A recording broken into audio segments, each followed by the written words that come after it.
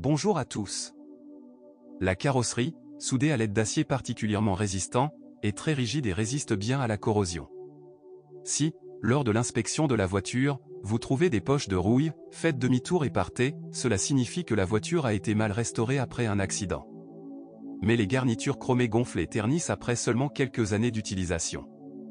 Et pourtant, au moment de choisir, examinez attentivement les bords des passages de roues et des bas de caisse, ainsi que l'état des coutures au niveau des points de soudure. Vérifiez les trous de drainage sur l'étagère sous le pare-brise, les drains sont assez étroits, facilement obstrués par des feuilles, et le marécage dans le compartiment moteur a un impact négatif sur l'équipement électrique. Assurez-vous de vérifier la fonctionnalité de la trappe, c'est le point faible de la classe E.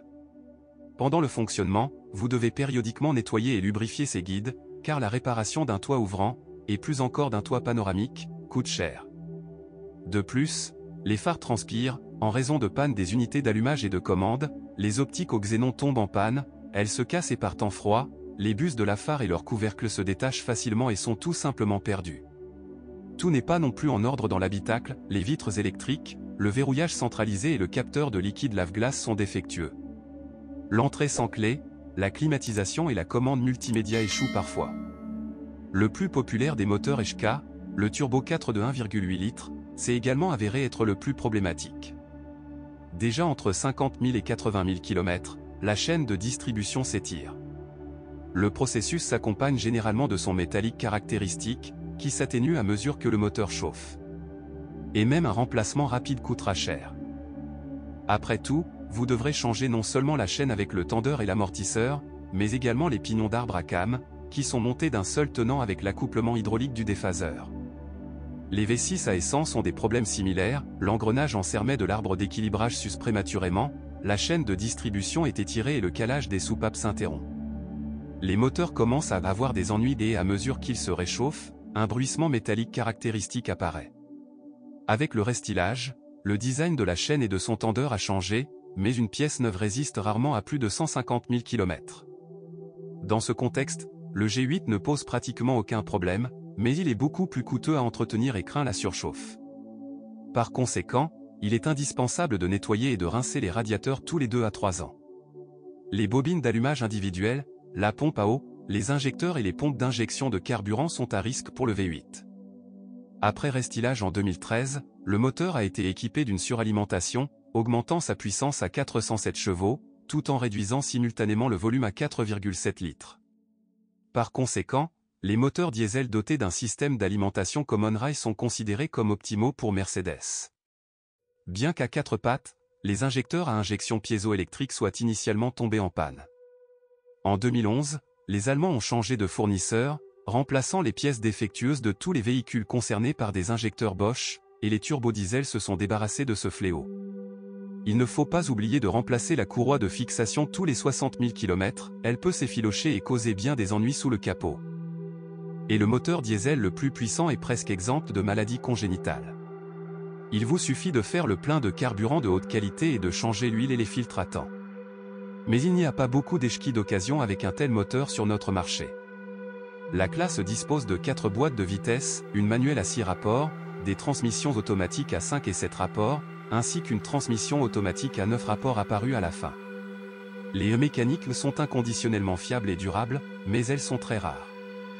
La 5G E-Tronic à 5 vitesses a été installée sur les moteurs 4 cylindres jusqu'en 2011.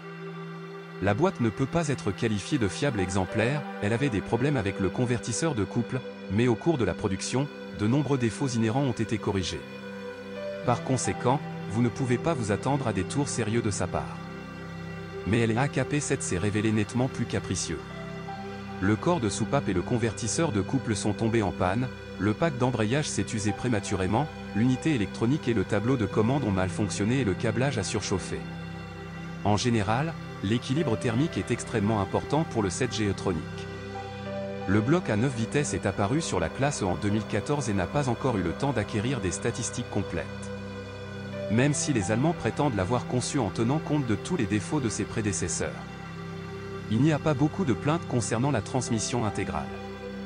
Il arrive que les boîtes de vitesse avant et arrière tombent en panne, que les joints homocinétiques et les arbres à cardan s'usent. La suspension de classe E est réputée pour son confort et sa durabilité.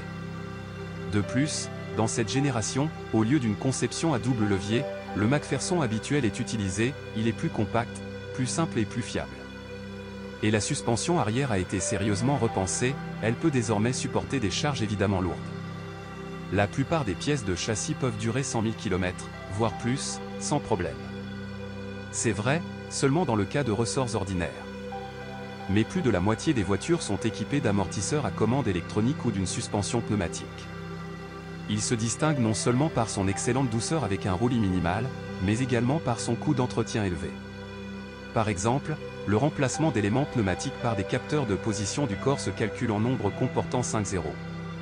On dit que sur cette classe E, les pneumatiques sont devenus plus durables grâce à une protection plus radicale contre la saleté et la poussière, ils durent au moins 150 000 km. La direction était équipée à la fois d'un surpresseur hydraulique conventionnel et d'un surpresseur électrique.